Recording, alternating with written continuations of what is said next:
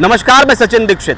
Meera road की एक ऐसी तस्वीर सामने आई है जिसको देखने के बाद हिंदू और मुस्लिम के बीच चल रहा तनाव जो लगातार कहीं न कहीं बयानों के बीच उठता बैठता नजर आता है, खासकर वहां की स्थानीय विधायिका गीता जैन द्वारा, तो कहीं न कहीं ये तस्वीर उन सारी बातों को खंडित करती नजर आ रही है। ये तस्वीर है मीरा रोड के एक मस्जिद की, जहां पर मुजफ्फर हुसैन ने हिंदुओं को मस्जिद पे बुलाकर उन्हें रमज़ान के पाक महीने में आमंत्रित किया और उनका सम्मान किया। उन्हें बताया कि वज़ू का मतलब क्या होता है, उन्हें बताया कि किस प्रकार से कुरान और साथ साथ किस तरह नमाज होती है। उन्होंने वहाँ की मस्जिद के विषय पर उन्हें जानकारी देते हुए इस रमज़ान के महीने में उनके सम्मान के साथ हिंदू मुस्लिम किस तरह एक होकर चल सकते हैं, उसकी कथा और व्यथा बताई। साथ ही साथ जिस प्रकार का वातावरण है उसे खंडित करते हुए एकता पर बल दिया। फिलहाल मुजफ्फर हुसैन ने हिंदू और मुस्लिम सभी को एक मंच पर लाकर, ऐसी जगह पर लाकर सभी को एक करने का प्रयास किया और मीरा रोड के वातावरण पर भी खुलकर बयानबाजी की। उन्होंने कहा कि हम सब एक हैं और मीरा रोड चाहे मंदिर हो चाहे मस्जिद, जो मंदिरों में मुझे बुलाते हैं उन्हें मैंने मस्जिद में बुलाने का प्रयास किया और हम सब एक हैं इस संदेश को देने का भी प्रयास किया। सुनिए इस पर मुस्लिम समुदाय मुजफ्फर हुसैन ने क्या कुछ कहा और वहां पर आए हिंदू समाज के लोगों ने भी क्या कुछ कहा। मेरा नाम हरेश शाह है, मैं शांतिनगर जैन संघ का ट्रस्टी हूँ, सेक्टर 3 मीरा रोड। यहाँ आके हमको जो देखा कि जैसा मस्जिद में फर्स्ट टाइम ही आया हूँ, लेकिन देखा तो मंदिर और मस्जिद में मेरे को तो कुछ ज़्यादा डिफरेंस लगा नहीं है। लेकिन माहौल तो कुछ माहौल बनाया जा रहा है कि बहुत बड़ा फर्क है और बहुत कुछ मस्जिद और मदरसे से होता है। नहीं, हमने तो वैसे भी मुजफ्फर सेठ से मेरा 35 साल का रिलेशन है। मैंने तो मीरा रोड में जब भी मुजफ्फर सेठ से बात हुआ है शांति रखने की बात हुई है, दूसरा कुछ मैंने तो ऐसा माहौल देखा भी नहीं है। बोलने वाली चीज़ अलग चीज़ है, अपन आवे और देखे तो ऐसा कोई चीज़ मेरे को ध्यान में नहीं आया कि असामाजिक तत्व रहे या रहे। बाहर बूमा बूम हो रही है, असामाजिक तत्व है, लेकिन हमने तो वैसा भी नया नगर और मुजफ्फर सेठ से रिलेशन है तो हमने तो मीरा रोड में अशांति जैसा देखा ही नहीं। मेरे मंदिर में मुजफ्फर सेठ साल में कम से कम 3-4 बार आते हैं और जब भी इनवाइट किया आते हैं, और जो दूसरा कोई चीज़ देखे तो हमने तो ऐसा कुछ यहाँ आके देखा नहीं है। शहर के कुछ नेता शहर का माहौल खराब करते हुए दिखाई देते हैं, उनके ऐसे बयान आते हैं। वो पॉलिटिशियन है, पॉलिटिक्स उनके हिसाब से खेलते हैं, अपन आके देखते हैं तो वैसा हमको कुछ नहीं लगा। रमज़ान का मुबारक महीना है और इसीलिए मीरा भाईंदर शहर के जो हमारे हिंदू भाई लोग हैं, जो मुझे अक्सर मंदिरों में मुख्तलिफ़ प्रोग्राम्स में बुलाते हैं, दावत देते हैं, तो आज हमने भी उनको जामे मस्जिद अल शम्स में रमज़ान के इस मुबारक महीने में उनको दावत दी और उनको मस्जिद बताई और रमज़ान महीने के तौर तरीके, इबादत, कुरान, नमाज, वज़ू, ये जिसकी सारी साइंटिफिक रीज़न्स हैं। दिन में 5 बार वज़ू करना, आज जो ICMR ने कोविड के टाइम में लोगों को बताया कि आप हाथ धोइए, आँख धोइए, नाक धोइए, गला साफ़ कीजिए, पैर धोइए, सर साफ़ रखिए, तो ये वज़ू वही सारी चीज़ें सेम साइंटिफिक रीज़न्स से होती है।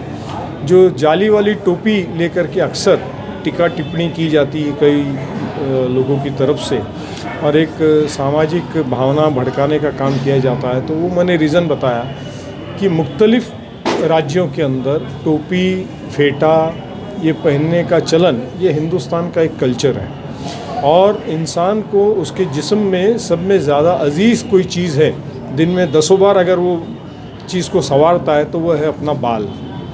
तो अल्लाह के घर में जाना, खुदा के घर में जाना, तो उसे ढाक करके जाना। हम खुदा को क्या दे सकते हैं? इज़्ज़त के अलावा दूसरा अपनी तरफ से हम कुछ नहीं दे सकते। तो खुदा के सामने जब हम जाते हैं तो सर ढाकते हैं। हमारे हिंदू संस्कृति में भी और मुस्लिम संस्कृति में भी, पूरे हिंदुस्तान में जब शादी, ब्याह, त्यौहार, कोई फंक्शन होता है तो कोई मेहमान आता है तो उसको साफ़ा पहनाया जाता है, उसको फेटा पहनाया जाता है। क्यों पहनाते हैं? इज़्ज़त, रिस्पेक्ट देते हैं हम। तो जब आप खुदा के घर जाते हैं तो रिस्पेक्ट देना होता है। हिंदू तीर्थ स्थानों पे जाते हैं तो अपने बाल मुंडवाते हैं। हम मक्का मदीना जाते हैं, हज करके आते हैं तो बाल मुंडवाते हैं। क्यों? क्योंकि इंसान के जिस्म की सब में अजीज़ चीज़ कोई है तो वो बाल है। तो हम खुदा को तो कुछ नहीं दे सकते, तो बस सिर्फ अपना मोहब्बत का इजहार हम इस तरह से करते हैं। ये बातें उनको बताई। कुरान शरीफ एनसाइक्लोपीडिया ह्यूमन लाइफ है, जिस तरह से बाइबल है, जिस तरह से सारे हिंदू धर्म ग्रंथ है, वेदास है, गीता है, रामायण है, ये ज़िंदगी किस तरह से जीना है। विष्णु के 10 अवतार लेकर के मर्यादा पुरुषोत्तम राम आए, कृष्ण आए, इन्होंने क्या किया, दुनिया को एक मैसेज दिया कि ज़िंदगी कैसे जीनी है। कुरान शरीफ क्या है, एनसाइक्लोपीडिया ह्यूमन लाइफ है। तो सेम सारी चीज़ें हैं, मगर क्योंकि कुरान शरीफ अरबिक में है तो हिंदुस्तान का मुसलमान उसके तर्जुमा नहीं समझता, डेफिनेशन नहीं समझता। उसी तरह से हिंदू सारे ग्रंथ हमारे वेदास, रामायण, गीता वो संस्कृत में, तो हिंदू उसके पूरे मायने नहीं समझता। तो दोनों समाज उसे पोपट की तरह रट्टा मारते हैं और ऐसा उनको लगता है कि अगर इस्लामिक कोई अजान हो रही है तो वो गलत हो रहा है, मुसलमान को लगता है मंदिर के घंटे बज रहे हैं, श्लोक पढ़े जा रहे हैं तो वो गलत हो रहा है। जबकि ये सारा मेडिटेशन है। दुनिया कब से बनी है इंसान को पता नहीं।